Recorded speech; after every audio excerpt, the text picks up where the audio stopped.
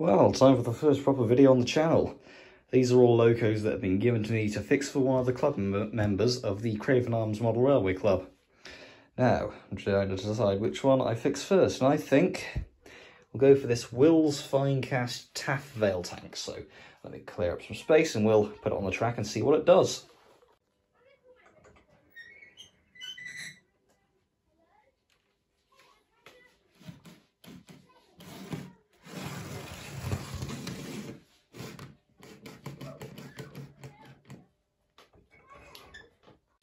Right, so it turns out my controller wasn't actually connected properly, so take two.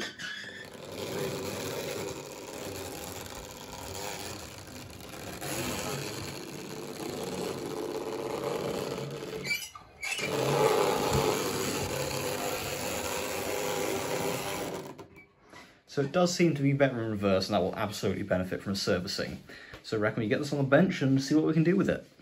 So welcome to the workbench, by no means one of the cleanest ones ever, and let's have a look at this. Now, this isn't of course, it's a Finecast kit, and a lot of these were designed for use on existing chassis by the likes of Hornby, Dublo and Triang. So this is on the R1 chassis, so the body screw is right down the funnel. We'll get that off, and then we'll have a look inside.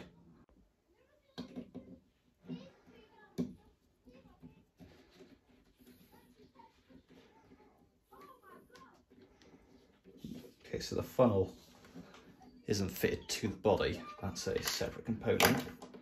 And now we should be able to just drop the chassis out. Now, like I said, this is a Hornby Dublo R1 chassis. You can tell it's Hornby Dublo because it has the screw holding in the drive gear on the wheel. The later Ren versions didn't have that, as they were just a press fit. And one of the immediate things I could see is those insulating bushings are sitting out way further than they should, and those might be putting unnecessary stress on the motor when they rub against the coupling rods, so I'll file them flat first.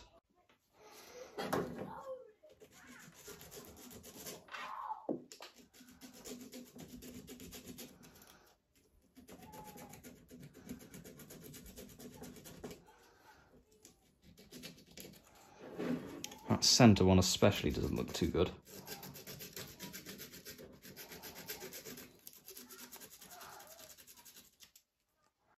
Right, emery cloth was taking too long, so see if I can scrape it off with a razor blade.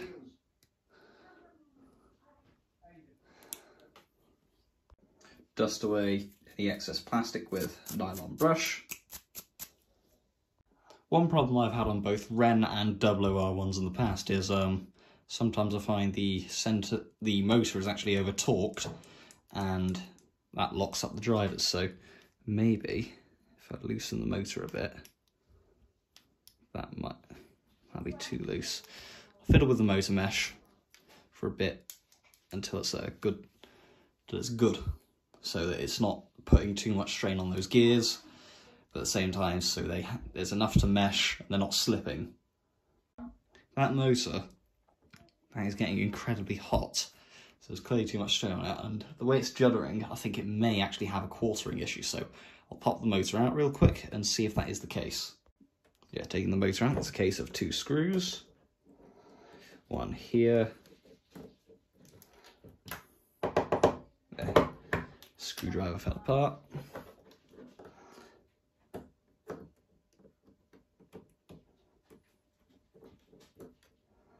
And then there's another here, if I can reach it.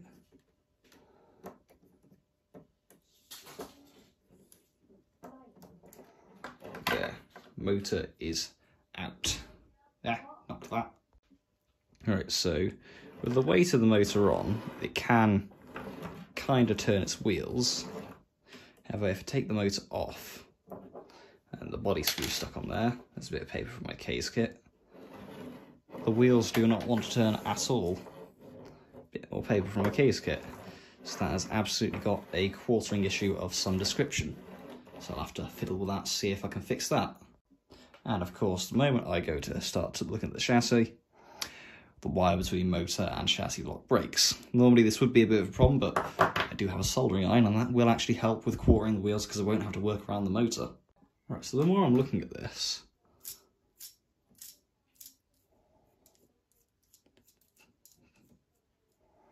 There are no tight spots in the wheels, so I think it's just dried up and, yeah, it's dried up and gone sticky, so I might actually have to take that apart, clean out everything.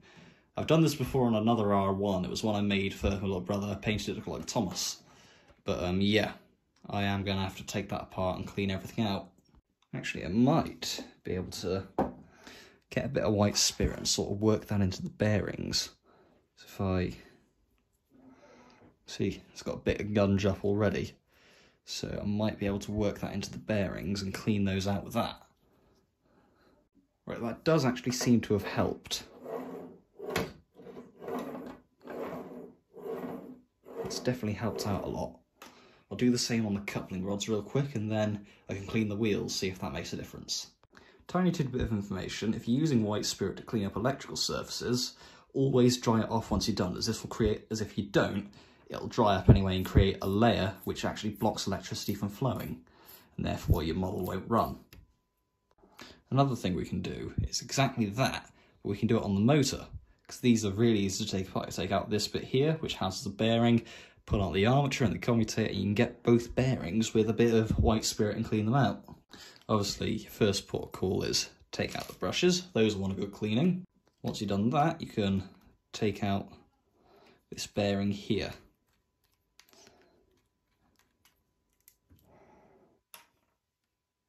Once you've done that, you can take out these screws, there's one on the top, one on the bottom, and that will allow you to drop the armature out.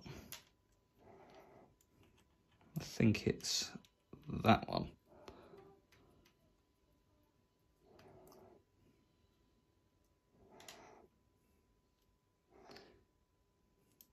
Give me a sec. Yep, that is coming out, it's just a bit stuck. There is our armature, commutator and worm gear. We can clean up the commutator real good, clean up the brushes real good, and like I said, clean out those bearings. Something I find good for small areas like this when you want to clean those out, curl up your cotton tip real nice and fine like that, pull a bit off, curl it up, and then you can actually get the end in there, sort of swirl it round. Probably should have gone a bit fatter for this one. You can really get into that bearing, get the grime out. We'll repeat this on this other bearing and then we should be good to reassemble the motor. I also decided to clean out the motor frame a bit and yeah, that's not good. You can tell that hasn't been cleaned in a good while. Now I believe we can clean the commutator. Just a bit of white spirit on this. Just rub away at those plates.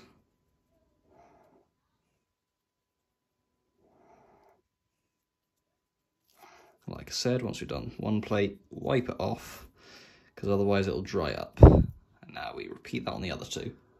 Right, with those bearings cleaned out, I think we can finally begin to reassemble the motor.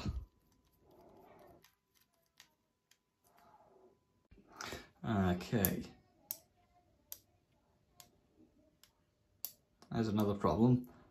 That magnet is really blooming weak, and unfortunately, I do not have the remagnetizer. It's a tool I've wanted to get for a while, but it's 160, 180 quid, so well out of my price range. So that weak magnet, I'm going to have to report that to the guy and tell him that I don't have the tool to do that. So he's either going to have to get a replacement magnet or let me get a stack of neodymium magnets and replace that.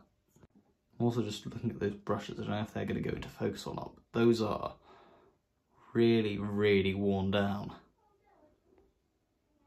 Like I said, they're not focusing. Oh, now they are. Yeah, those are really, really worn down. This model has seen quite a fair bit of use in its time. Right, well, that's about as much as I can do in terms of the motor, so let's hook it up and see how well it goes.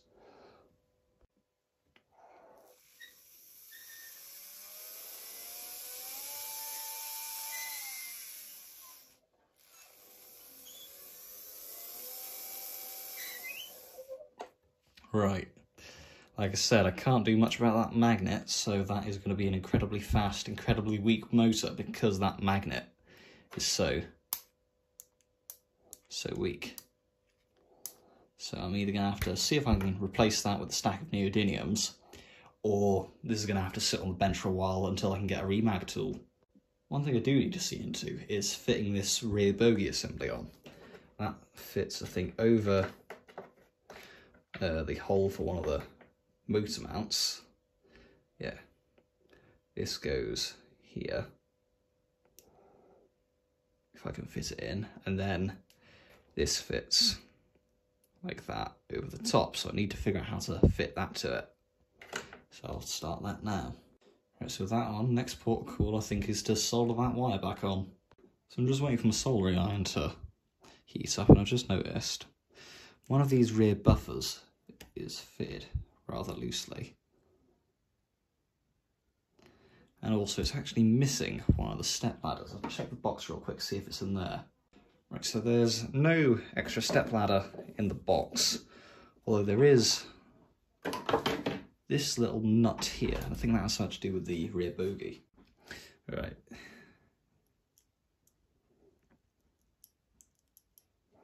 Yeah, that's wrong size, so I don't know what the story about that is. Right, this bit is going to be incredibly risky. I do recommend you get like some sort of clamp to hold it in place if you're going to do this at home. But we like to live dangerously here. Safety, what is that?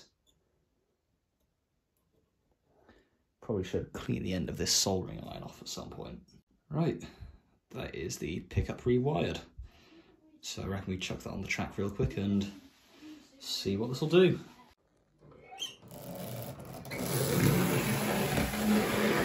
Okay, wow, that is much better than I was expecting.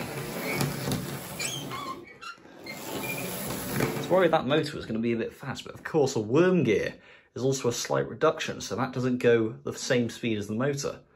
So that has worked out better than I was expecting it to, so I might not have to call them about that magnet. Well, like I said, next port call is that bogie. I've never worked with a Finecast kit. In fact, I've only recently got into kit building with this Kisa Black 5. But as far as I can tell, that goes in that way. Then we need to find a way to secure it.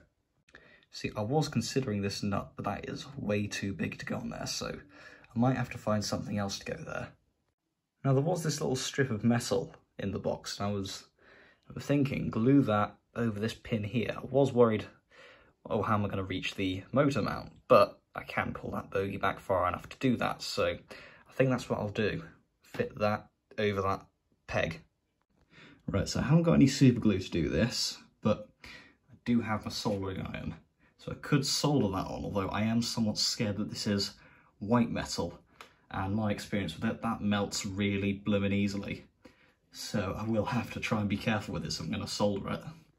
Right, so my initial plan was to just solder a chunk of this metal over that, but I've actually messed around with a bit, and actually melting over the white metal a tiny bit is seeming to be secure.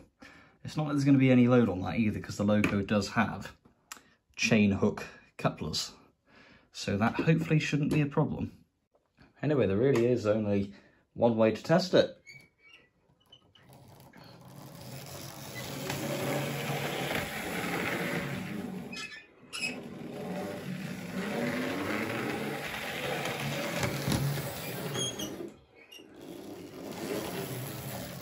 The Great British Bodge comes in to save the day once again. Anyway, I believe that really is all there is to do on this loco, so let's get it back together.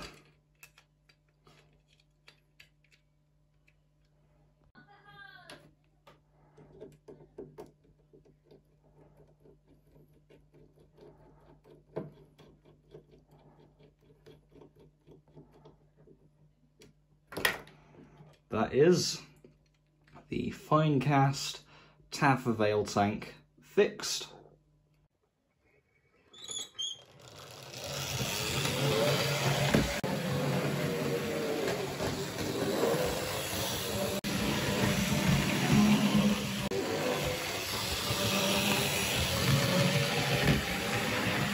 It does seem to be a little bit quieter in reverse. We'll absolutely give it that. Alright, that is a bit of a problem on the layout as well. Not all locos like that set of points, but that is one of these locos fixed. Right, there's one loco fixed. Now we're left with the auto tank, the Scot, the Prairie, the 5600, the Bullied, and the Scotsman. These will all follow in short order.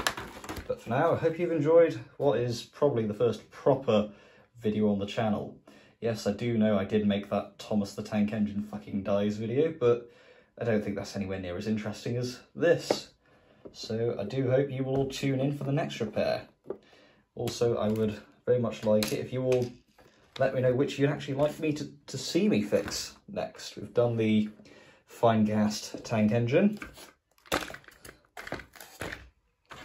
So now we're left with the Triang Flying Scotsman, the Airfix 1400, the Airfix Royal Scot, the mainline 5600, the Airfix Prairie, and the Hornby Spitfire. So do let me know which you would like to see me do next.